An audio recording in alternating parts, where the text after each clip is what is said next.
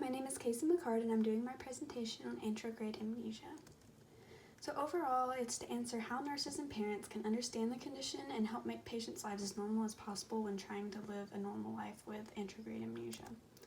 So what would happen if you woke up every day not remembering the day before? Now you've heard and seen plenty of movies about amnesia and forgetting the past and not being able to remember who you are, but what about anterograde amnesia, which is not being able to make new memories? It's a very rare but real problem that some people face, and it can make it hard to try and live a normal life. So my presentation is trying to show nurses and parents how they can handle and treat it in the right ways. And there are currently no specific treatments that will cure anterograde amnesia, but if people can be educated on the disease, they can find ways to help these patients live normal lives. So what is anterograde amnesia?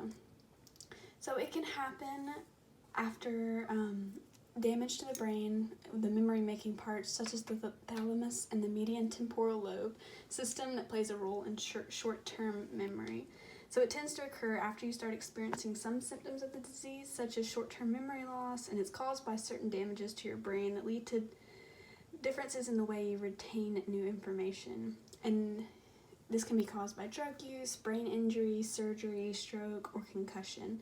And it's mainly due to damaged hippocampus, which they believe seems to be the most responsible.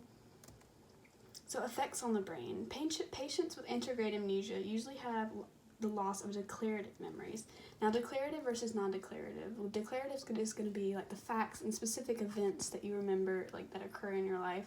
While non-declarative is just your procedural memory, which is, how to do like day-to-day things. Like you can still remember like probably how to tie your shoe, ride a bike, eat, sleep, but patients, they have no short-term memory of more complicated things, and that's where they need help from parents and nurses.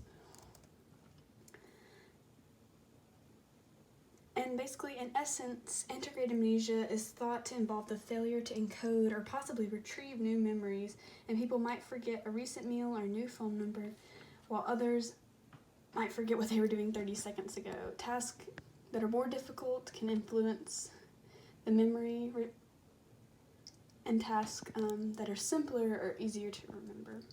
So how it affects daily life is your memory when you have anterograde amnesia is essentially resetting after a short period of time, possibly an hour, hour and a half. And you can basically usually remember everything prior to the amnesia-inducing event very vividly, like people and events that you went to or that occurred before you had the brain injury or whatever is going to be what they remember the most. So it's basically the failure to encode new memories and can cause false memories or uncoordinated movements. And they need help because they can forget how to do more complex tasks, like get places, especially if you move, or they can forget a new phone number and they can just forget where they are. And so there aren't any specific medications or treatments, but there are some options to try and help. There's therapy. With the help of nurses and parents, you can find ways to cope and remember basic principles. You can get assistance from technology. There's hypnosis and some therapy to try and retrieve the memories because they're essentially still there. So some recovery methods may be possible. And none of these are really medically proven, but can use to be help in some cases. Now, there is one instance that actually inspired this project for me, and it was a book I read called The One Memory of Flora Banks. And basically in this book, Flora Banks is a 17-year-old girl who has no short-term memory. This is because she has anterograde amnesia due to the removal of a tumor from her brain when she was younger. She can remember things and people she met vividly before the procedure, but anything after disappears about after an hour. The book follows her journey when she thinks she might be able to start remembering stuff, and it follows her struggles because her parents in this book actually use medication to subdue her so that they don't have to deal with, it's more difficult when you have a hyper person who can't really remember and they're trying to go and do a bunch of stuff but then forget. So they try and use meds to try and subdue her, which is definitely the wrong way to handle this. And that's kind of how I got inspired to do this project. Is I noticed in this book that there are right and wrong ways to handle anterograde amnesia, especially when you have someone who forgets things every hour.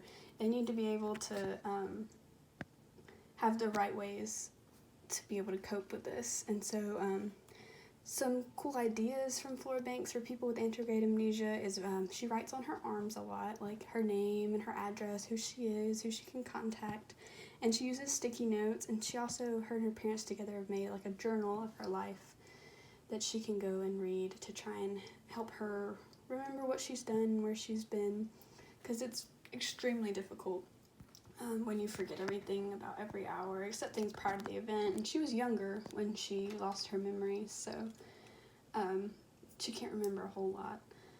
So there's some cool ideas from media, and they can provide ideas for how to handle this amnesia, for what to do and what not to do.